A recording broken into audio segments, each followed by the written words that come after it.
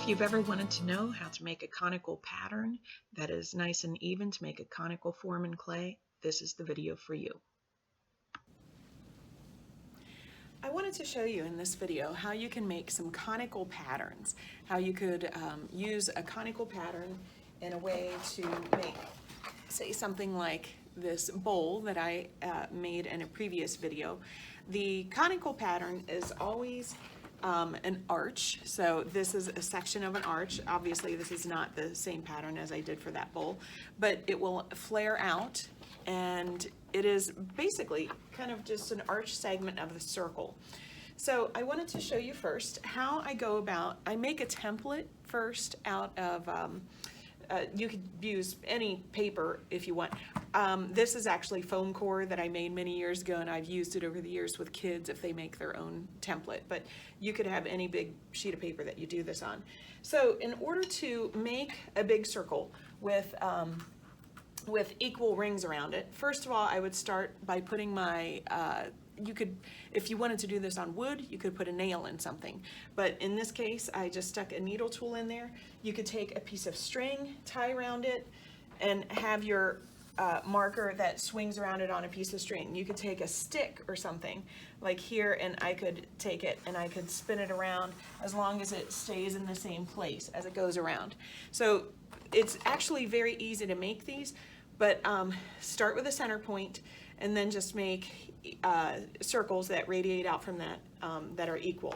Now, part of this is a little bit like this area over here is messed up. This is my better part, so I actually use this part more so than the others. Once you have your equal circles that are kind of drawn out there, then you can use anything that you can see through.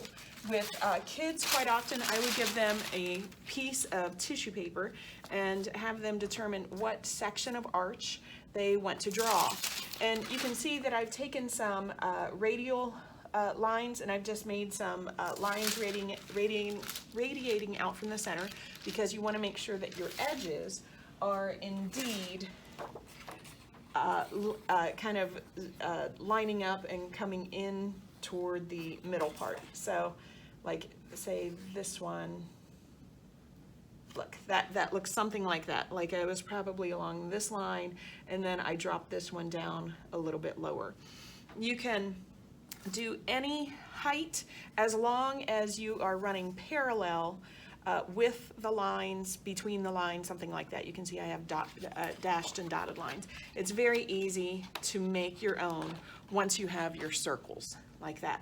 Now, for doing the base part, I would always make sure that I have an exact circle template. Again, use a compass, just draw some circles of different sizes, and make sure that you're using an exact circle template so your bottom stays circular.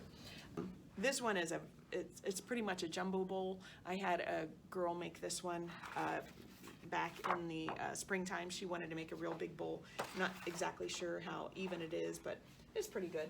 You can have, if you wanted to make something that is like a foot ring on something, you can have, you know, little skinny ones like this. That would make, you know, a lovely little foot ring on a bowl like that if I wanted it to be. Plates. You know, you could have something maybe a little bit wider than that, and that could be a plate. But I do give my students, as I was saying, I give them some tracing paper, and I'm going to go ahead and I'm going to just line up. I'm going to line up the edge with one of the radial lines that's radiating out, and I'm going to trace my parallel rings, and then let's see, I'll do that. And again, I had an existing line there. And this sheet, this is foam core that I've covered with some sort of a contact paper, so it's wipeable, and even though I haven't wiped it.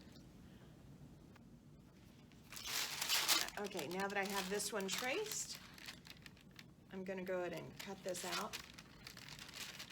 Without the rings drawn out, I would really actually have kind of a difficult time making an even conical pattern. I really think that putting the rings down helps out tremendously. years ago, I kind of figured that out after struggling to help kids come up with something really even. I would always say, hey, let's just draw this out. So when I put this together, okay, if I wanted to make a mug and I think, oh wow, that's way too big for a mug, I can always bring it in some more and decide, okay, I want it more like that. So then I can trim off an edge a little bit more. Let me go ahead and I'm going to line this back up again, but then I'm going to slide it over about 2 inches to take 2 inches off the base. So it's a little guesswork. That's one nice thing about using the tissue paper. It's cheap, so if you make a mistake, it doesn't really matter. In there, that makes a great little mug for him, you know? I can imagine that as a mug. So creating conical patterns aren't terribly difficult if you take a simple step first and just draw out a little structure for yourself.